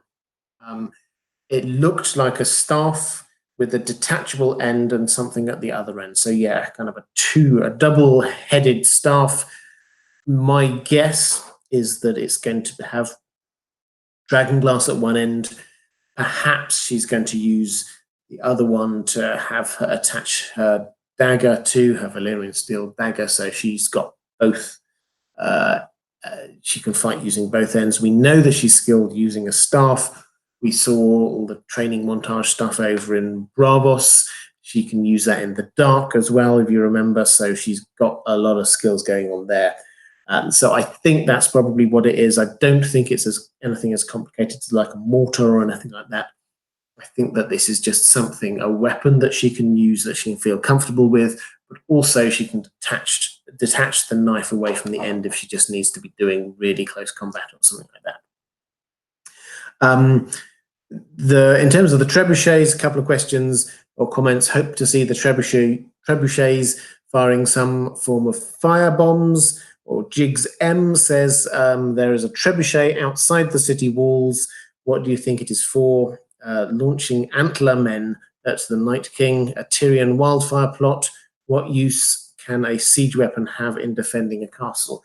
So there's a lot here. First of all, the trebuchet is outside of the walls, it would appear, which wouldn't be where I would build it, but because it's the kind of thing that if it gets overrun, then it's gone. But in terms of what it could be firing, I think that realistically they know that they need to be using one of three things. Valyrian steel, which they've not got enough of to be any use really at all. They've got 5 weapons. They want to be using them as weapons. Second thing is dragonglass. We've already had a warning from Gendry that although, yes, they've got a lot of it, it's a limited stock. So my guess is that they probably won't be using it just for flinging stuff out, or fire is the third option. So my best guess is that they're going to be just flinging fire out into the mass ranks of the army of the dead. And that's going to be where they're going to go. So the battle, when it happens, it's going to start out on the battlefield. There's going to be the trebuchet is going to be throwing stuff, probably burning stuff. Then we're going to have the Dothraki, the Unsullied, meeting them in combat. They're going to be having some dragonglass weapons. it will look for a while as if it's going okay, but obviously some of the Dothraki and Unsullied will die, and then the Night King will raise them again, and so actually his army just gets bigger. I think that that's the way it's going to be going. The bit I'm having to suspend my disbelief on the most at the moment, incidentally, in all of this, is the lack of people actually and actively trying to figure out how to destroy the army. It seems to be just this, well, okay, we've got some Valyrian steel, we've got some dragon glass, let's go with that. That surely Bran or Sam or someone will be starting to think about how do we actually go about doing this. But that's another thing entirely. Let's get on. So I've got about another half a dozen questions, guys. So probably another 20 minutes or so. So if you want to be dropping any final questions in, now is probably a good time to be doing it. Tim Remington, thank you so much for the super chat, saying, since there's no Fagon, what twist will Varys have? I think that they have foreshadowed last season the idea that he might betray Daenerys. I think that that's where we might head with him. Daniel Vasquez, thank you. That's a very generous super chat. How worried are you that this season might not be as good as it should be? Episode 2 will have the most impact on how the season will go. Continue success. Well, thank you. How worried am I? Yeah, I'm nervous because this is the end of it all.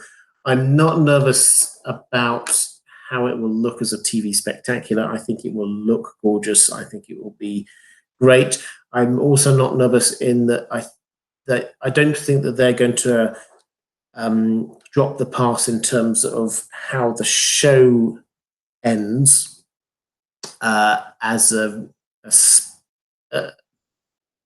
satisfying conclusion. What I am worried about is the fact that they will just miss out a few bits that would add to the greatness of it. Because they're simplifying it down. For example, not knowing exactly what the White Walkers want and just leaving them as just they're this embodiment of death, for me, would be missing a trick to understanding where a little bit about, as George R. R. Martin often quotes, everyone is a hero in their own story. What makes them think that they're a hero in their own story? That kind of thing. My biggest fear is that rather than this being something which ends up showing a really deep and subtle way the futility of so much of what has been happening and the futility of the wars that there have been, that actually it ends up with being a very combat and action focused ways to finish off the narrative. So I hope it's not just a matter of there's a big battle at Winterfell and the good guys win the battle. That for me wouldn't be an excellent ending. I think it would probably look great, but I don't think it would end the sort of the themes that we've had running through this. So am I nervous? I am nervous, but that doesn't mean that I'm worried. I think it will be good, great even, but perhaps it's just the opportunity cost of it, how much more it could have been. But thank you, as I say, for the super chat. That's very kind. We've got Mora saying, just as the Knights of the Vale came as cavalry to the rescue in the Battle of the Bastards, do you see them doing the same to help protect Winterfell? No, I don't. I think that they are already there effectively. They've not really talked about them since, but we certainly see Jon Royce there, who's a Vale man, so I think that the implication is that the Vale men are still up at Winterfell, so I don't think they're going to come to the rescue. And will Melisandre bring over the fiery hand to help assist in the battle at Winterfell? This ties in with one of the super chats earlier, and I said we'd answer it later. So here was this. I think Melisandre will return. I think that her story is not over. I think she will return to the fight against the Night King. She's nothing to do with this battle for the Iron Throne. She doesn't care about that. She's all about helping in the fight against the Night King, and she will want to be helping Jon, who she thinks is the prince that was promised. And I think she thinks the prince that was promised needs to have a fiery sword, Lightbringer. I think she's definitely going to try and make sure that Jon gets that. The Fiery Hand, for those who don't know, are the temple guard over the great temple of R'hllor. And there's thoughts, many people have had thoughts that perhaps they might return with her as this kind of elite fighting force. It's possible, if that's the way that they're going to go with the show, but I think that I would personally prefer her just to return with a plan as to how to kill the Night King. If anyone thinks they know, if anyone's been thinking about it non-stop for years and years and years, it's her. So I think she will definitely return. Natalie Donald says Bran had a vision in the cave about the cache of wildfire under King's Landing. Do you think that will come into play later in the season? The credits seem to hint at the large population of King's Landing. Yeah, so they did. I think that was actually a flashback to the wildfire plot with the Mad King, who was wanting to blow it all up before Jaime killed him. So I think that was a flashback, but that doesn't mean it's not also going to be a hint of what might happen. I could certainly see if Cersei thinks she's going to lose, that she might try and destroy the city. That's where her character arc seems to have been going. Joseph Fireborn saying, shout out to the mods and the chat. Yeah, moderators, thank you so much. Fantastic job today, as always. And question, what would you like to see happen next episode? I think everything needs to be set into place for the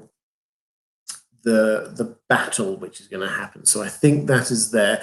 In terms of what I would like to see happen, I would like to see a little bit more of Bran's plan, because clearly he's got a plan. I just want to know what's going on with it. I want him to sort of hint, and I want some, as I said a moment ago, some people to start thinking about how do we actually go about killing the Night King. Not just preparations for battle, gathering armor, making weapons, and all the rest of it, but actually some sort of critical thinking. So that's what I'm wanting. I'm also wanting, perhaps it's a forlorn hope, but I want a meeting of the Mormonts. That's just as on a personal level, I would love to see Lyanna and Jorah, simply because those two actors have just nailed those characters. Lyanna Mormont is a fantastic character. We all know Jorah Mormont has got such a tragic arc, and he is slowly trying to redeem himself. And I want him to have a chance of, if not returning to where he was, but actually a grudging acceptance in some way that he has a way of now redeeming himself. Not just because Dany wasn't anything to do with his earlier story. He needs to be forgiven or accepted or have some understanding from Lyanna in order for him to get to the end of his arc, I think. Let's have a quick look. Scripts to clips for series and flicks. Thank you so much. Saying, where did the others get all those nails to pin the body parts on the wall? And that huge nail for Ned Umber. Is there a Night King foundry nearby? Does he have a smithy White Walker? Yeah, it's the same place he got the huge chains from to pull Viserion out of the water. I think we just have to accept the fact that this is the showrunners have decided that this is what they wanted to show, and these are the materials they needed. If we wanted to justify it, we would say that the last half, it looks like it's just a hut or a small building on the show, but actually the Umbers are quite a large house. They've got quite a large castle. They have got a forge and foundry and blacksmiths there. This is not just like some remote outpost. So yes, the things will be there. they would be able to pick them up or create them if they wanted to. So if you want the reasoning, that you can come up with it. Linda Prasuta, thank you. That's another super chat. Thank you so much. Not sure if you covered this yet, but the photo HBO posted of Gilly, Sam, and Little Sam showed him a little bit older now with his hair darker. Do you think they finally had to age him? I've not seen that picture, I think. I assume that when you're saying him, this is Little Sam, Baby Sam. Yes, they would have had to age him. It's, I get to think how many years now since he was born, but it's, 5 or 6 years. He has to be older. So that's just a good bit of storytelling. And a lot of children, their hair color changes as they get older. So I think, that's just a decision which is right. And it happened with the Stark kids as well. They grew older and they had to reflect that. Dornish Dan, thank you so much. $10. I don't see a question attached to that super chat. Perhaps one of the mods could flag it up. I can't see it though. Morally, you made it. Great to see you. $20. Thank you. That's very kind of you. I've been answering a few of your questions actually through the stream. So if you are going to watch this one back, you should be able to pick them up as we go through. Nana L says, I have wondered whether Melisandre might use her glamour to pass as Dany for tempering Jon's Lightbringer. Should that be the direction the show chooses? It's not clear. Pardon me. It's not clear whether the key was Azor Ahai losing his true love or her willing sacrifice. It seemed that. So this is the legend of Azor Ahai, the first time around, which is sort of told a little bit in the show, but it's in a bit more detail in the books, where in order to create or forge Lightbringer, this magical fiery sword, he tried a couple of different ways, and then the thing which finally did it was by plunging it into the heart of Nissa, his lover, and she sort of poured her spirit and soul into it as a free sacrifice. The implication is that it was her sacrifice rather than his loss, which was what was needed, which kind of ties in with the way that we understand how magic works, that we need to have sacrifice in there in some way. There has to be a cost for all our magics. So that's what seems to tie in. But do I think that Melisandre might try and trick Jon in some way? No, I can't. Well, she might try and trick him, but I don't think that she's going to pretend to be Dany, because why would she? That wouldn't be the sacrifice there. It's because, yes, it would be her willing sacrifice, but is she just trying to save Dany? I don't know. I'm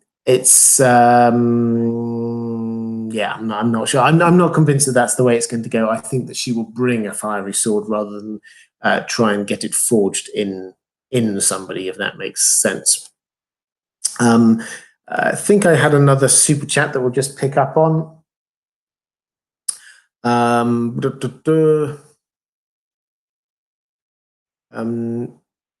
Donald Peoples, thank you so much. Just saying, always a pleasure, Robert. See you on Sunday. Yep, so Sunday we'll be back here at 5 o'clock Eastern Standard Time.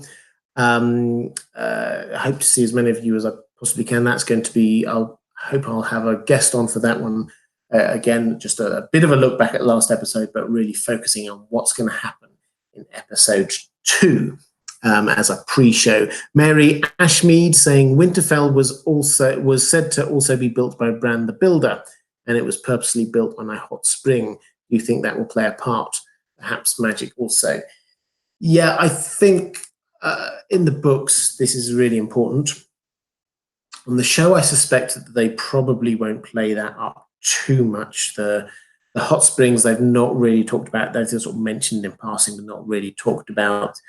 The fact it was built by Bran the Builder, again, mentioned in passing, but not really talked about. So the rich tradition of Winterfell as a place is not so much there. In the books, Winterfell, it almost feels like it's this sentient being in a way when you read it described in Bran's first chapter, for example, about the water being sort of pumped around like it's blood through veins. We see him going through corridors through or tunnels really through the walls that sound very much as if they're part of the tree roots, that perhaps even the weirwood tree has become part of the castle itself.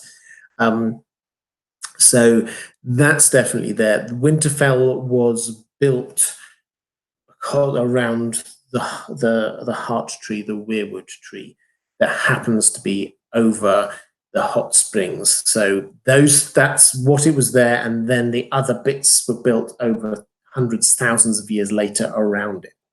So those were important, and the crypts are fundamentally important to Winterfell because they were the first bit. In fact, it's not clear, but it sounds like when we talk about Winterfell being built, it's not the big castle above the ground, it's actually the crypts, and then maybe something above ground as well. The crypts are massive, they're huge, they're not given justice on the show. They couldn't be given justice on the show, but they are many layers deep, and they're bigger than the sort of the base of the sort of the Great Hall in Winterfell, and stretching far wider. So it's they are massive, and that is really what Winterfell is, not the castle. It's actually the crypt. Let's go. I think I had, so I've got 2 more questions from my patrons. Brennan Barnes says, given the limitations on time for the remaining season, do you think they will address the relatively untouched Vale, Riverlands, Old Town, Iron Islands, Dawn, etc.? In the books, we know that war has touched most everywhere, but will they address all these potential safe havens on the show after the White Walker attacks devastate Winterfell and King's Landing is attacked? So I think the short answer is that they've got time restrictions. And I think that means that they're not going to be focusing much, if any, attention on the other areas that aren't central to this drama. Winterfell is central to the drama. King's Landing will be central to the drama. The Vale, not really. Old Town, Dawn, the things that are not on this route down from the Wall down to King's Landing, and then down to Winterfell, and then when the action moves from there down to King's Landing, they're not going to be important. Dawn, pretty sure we've seen the end of now. They've killed off pretty much all of the characters that were in Dawn anyway. The Vale, we've got Robb and Aaron still presumably there, but that's pretty much it. Old Town, the Maesters, we may get a little look at them, but they're not going to play a big part in what's going on. The Westerlands, places like that, no, I don't think that we're going to see this. It's not part of the drama or the denouement, the conclusion of this drama that we've got. So sorry about that, but I think that they're just going to focus in the last season on the key places that we've been seeing during this time. Finally, from my patrons, Morally saying, do you think we will see the following reunions? Jorah with Lady Lyanna Mormont. I touched on this one already. I think we will. I certainly hope. That's one of my big hopes for next episode. Jon with Ghost. Yes. Whether we actually see the reunion, I do not know, but I think that we will see Ghost fighting in episode 3. Nymeria with her super pack to protect the Starks. I would love that. I think certainly there's going to be a reunion in the books. I think this is just a budget issue whether Nymeria appears on the show. I think that would be fantastic. But she was in the Riverlands, so the pack would have had to move all the way north, which is quite a long way. I suspect they probably won't go down that route, but who knows? Maybe they will end up going there. Okay, I think I have come to the end of my Patreon questions. I think and I think I've done all of he says we've just finally got, so we've got one probably final super chat. Pinecrown, thank you so much, saying question above, which I'm just going to have a very quick look to see if I can see it.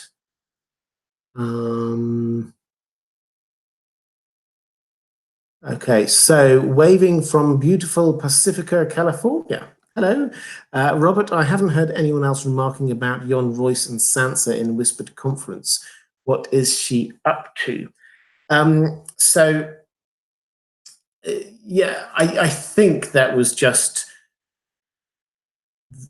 to try and show that she is there governing, and also to allow, there was like a little bit of a hint again of the Northern Lords. Jon Royce, technically a Vale man, but he's there at the moment as a face as much as anything else of Northern Lords. He's one of the Royces of First Men. So there is the link to show their distrust of these Southerners who've come up. And you saw that he actually threw a little bit of shade at Tyrion by not saying goodbye to Tyrion. Tyrion says "my lord" to him, and then he just says "my lady" to Sansa, and then goes off without acknowledging Tyrion. So I think that that's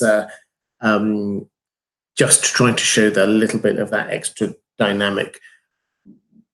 It would make sense if they were talking to her about what was going on, because they will be disappointed, to put it mildly, about what happened with Jon returning with Dany. And so, yes, it makes sense that they would be talking to her. I don't think that she is conspiring with them, though, if that. So I don't think she is proactively trying to achieve any kind of undermining of either Jon or Dany by talking to him.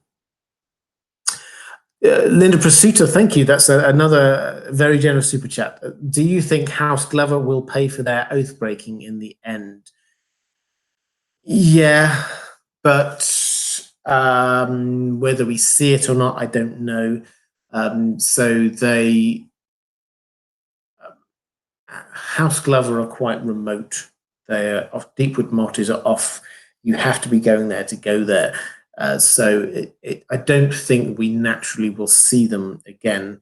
The only thing might be at the very end, when they sort of like turn up and like swear fealty to a new lord or lady or something, and then get some kind of just rewards for what they didn't do. So I think that's certainly possible, but in the short term, no, I think they'll get away with it. I think that we're now in Winterfell in a position of just dealing with, we've got an enemy just about to attack us, and we've got these troops, and we'll use what we've got at our disposal. I don't think that they're going to waste any resources in reprimanding people who aren't there. Megan V saying from Dornish Dan. Oh, thank you, Megan, for popping up. This was a question that there wasn't a question attached to the super chat, but Megan, thank you so much. Have you found it? Saying, you've argued the faceless men are determined to defeat the dead army. Do you think they will be seen in the final episodes? I think, yeah. So this, for those who haven't seen those videos, I did these a year or more ago. The faceless men, we tend to think of them, because this is how they were shown on the show, as being this is cool catchphrases. All men must die, all men must serve, and things like this.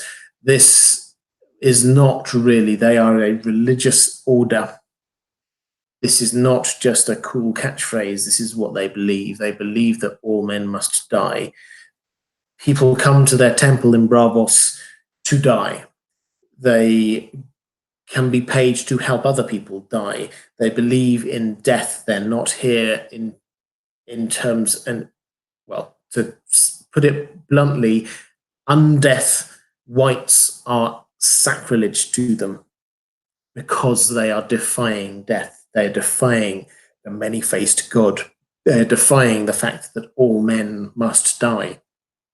So they will want the army of the dead to be defeated because they are defying death, because they've got an army full of whites who are not being allowed to die. So yes, that is where I'm coming from on that. As I say, I did a whole series of videos working my way through the Faceless Men quite a long time ago. There's a playlist, incidentally, if you want to find it, called something like Magic Maesters and the Faceless Men. It's got quite a few videos on that subject. Others. Do I think that this means they will make an appearance? It wouldn't surprise me if we just get a little hint of Jaqen, but they are not going to come as an army. That's not how they operate. They have been operating a lot more in terms of training up Arya to be able to kill the people on her list, which includes the Mountain, who is another white member of the undead, another heresy, if you like. So I think that is where their role is.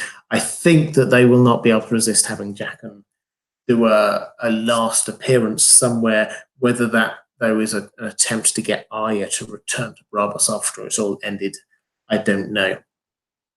So they will certainly be wanting the end of the Army of the Dead, but I don't think that they're going to be joining the army.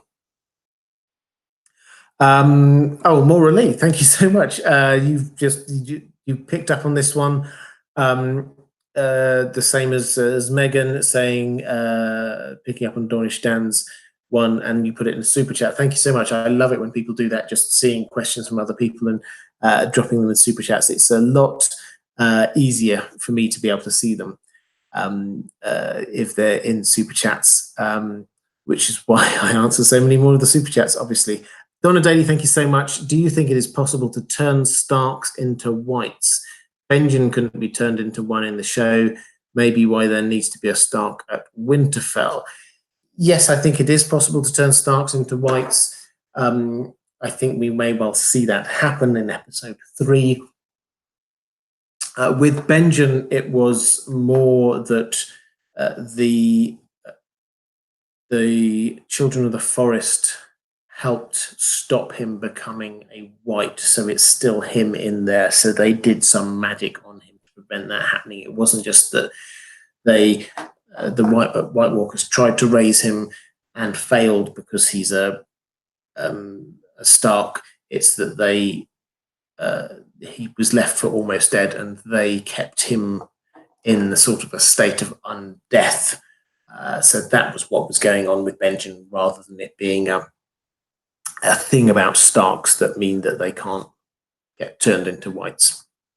Donald Peoples, if Ghost isn't present in episode 2, do you think he could return in episode 3 after fetching Nymeria and her pack, since the other Starks warging wasn't established? Well, yeah, I think this is, I mean, I don't like answering with saying things like this, but I think this is really down to resources. I honestly don't know how much money they've got left for doing that kind of thing. It's pretty much why they didn't have the elephants, although they made a couple of good jokes out of it. I think that Ghost will not go down, pick them up, and then go back up north again.